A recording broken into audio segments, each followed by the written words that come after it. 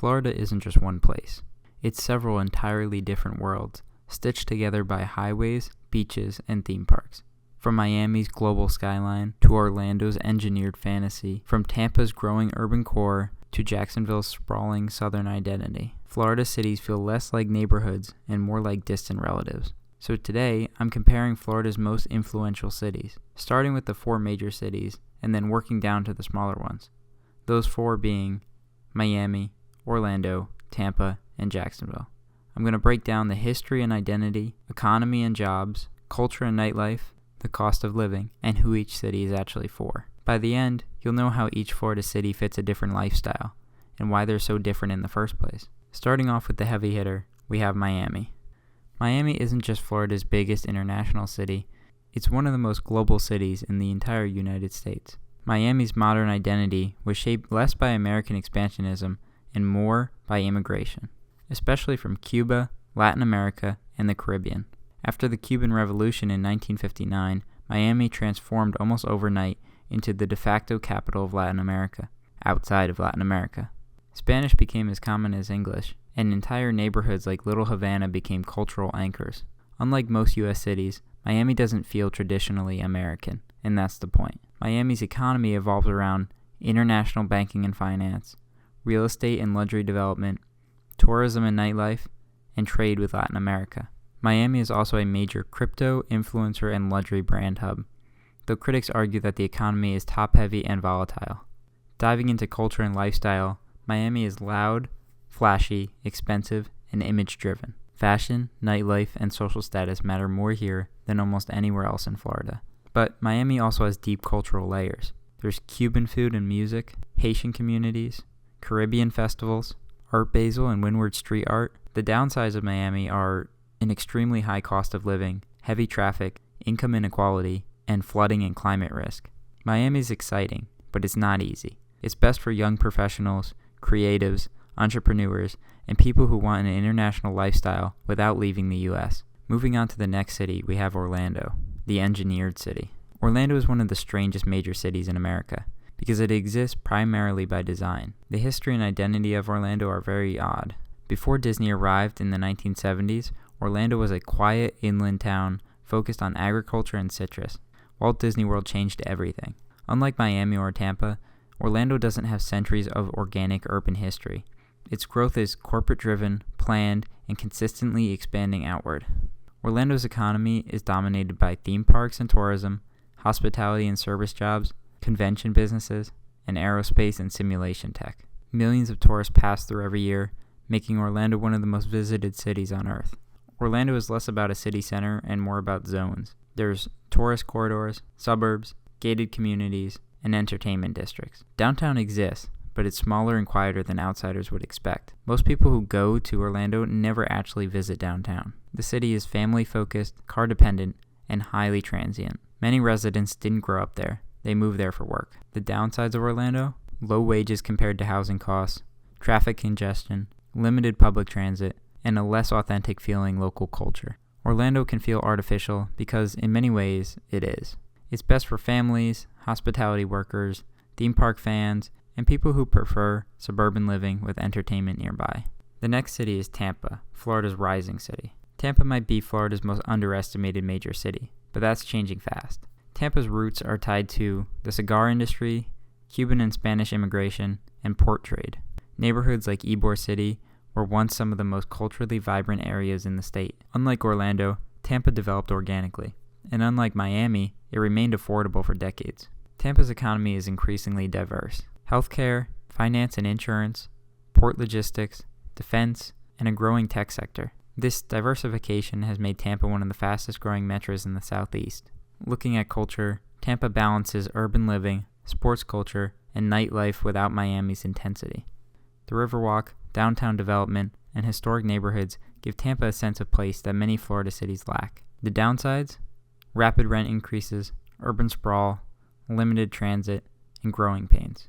Tampa is in a transition, exciting but still figuring out what it wants to be. It's best for young professionals, remote workers, and people who want city life without Miami's chaos or Orlando's artificiality. Moving on to Jacksonville, Florida's southern giant. Jacksonville is Florida's largest city by land area and is also most misunderstood. Jacksonville feels less like Florida and more like Georgia with palm trees. Its identity is shaped by Southern culture, military presence, port trade, and suburban sprawl. The city merged with its surrounding county in the 1960s, creating a massive geographic boundary, but also diluting density. Jacksonville's economy includes logistics and shipping, banking and finance, healthcare, and military bases. It's not flashy, but it's stable. Looking at culture and lifestyle, Jacksonville is spread out, suburban, and quiet compared to Miami or Tampa. The beaches are some of Florida's least crowded, and the cost of living remains lower than most Florida cities. The downsides of Jacksonville: a weak urban core, car dependency, limited nightlife, and less tourism-driven energy. Jacksonville feels more like a collection of suburbs rather than a single city. It's best for families, military personnel, people who want space, affordability, and a slower pace of life. So looking back at those four, we have Miami, the global, flashy, expensive, high-energy city; Orlando, the tourism-driven, family-focused, artificial but functional city; Tampa, balanced, growing, and increasingly urban; and Jacksonville, affordable, sprawling, and southern influenced. South Florida feels international, Central Florida feels engineered, North Florida feels culturally southern, and the Gulf Coast feels like its own relaxed universe. Moving on, we're going to look at the cities of Fort Lauderdale, West Palm Beach, St. Petersburg, Tallahassee, Gainesville, Naples, Pensacola, and Key West. Starting with Fort Lauderdale, Miami's quieter sibling. Fort Lauderdale sits just north of Miami, but feels very different. The identity is still international, but calmer, less image-driven, and more boating and waterfront living. Some people often describe it as Miami without the chaos. The economy and lifestyle is based on marine industry, tourism, and finance spillover from Miami. It attracts professionals who want South Florida without South Beach energy. It's best for waterfront living with fewer headaches, but the trade-off is that it's still expensive and still car-dependent. Moving on to West Palm Beach and Palm Beach, the old money enclave. The Palm Beach area feels like a different era of Florida. It has strong old money influence, a proximity to Palm Beach wealth, less nightlife, and more exclusivity. The city has grown rapidly as wealthy Northeasterners relocate. The culture is quiet luxury, art, golf, and country clubs, less diversity. The city is best for wealth, calm, and prestige. It's worse for young people and nightlife. Next, we're going to look at St. Petersburg, the creative coastal city. St. Pete is often grouped with Tampa, but culturally it's different. The identity is artsy, progressive, and walkable by Florida standards. As one of the strongest downtowns in the state, the lifestyle includes waterfront parks, craft breweries, and galleries and art festivals. St. Pete feels more like West Coast than Southern. It's best for creatives and urban living, but the downside is rising costs and limited job diversity. The next city is Tallahassee, the political island. Tallahassee doesn't feel like Florida because it's not trying to. The identity is shaped by state government, a college town, and deep South culture. The economy is government jobs and the universities. The city shuts down when legislature isn't in session. Geographically, the city also feels much more similar to Georgia. There are rolling hills, forests, and trails. The city isn't located on the coast like many other Florida cities are. It's best for stability, academics, lower cost of living, and families. The downsides are entertainment is somewhat lacking and growth potential is slow. Moving on to Gainesville, the college bubble. Gainesville revolves almost entirely around the University of Florida.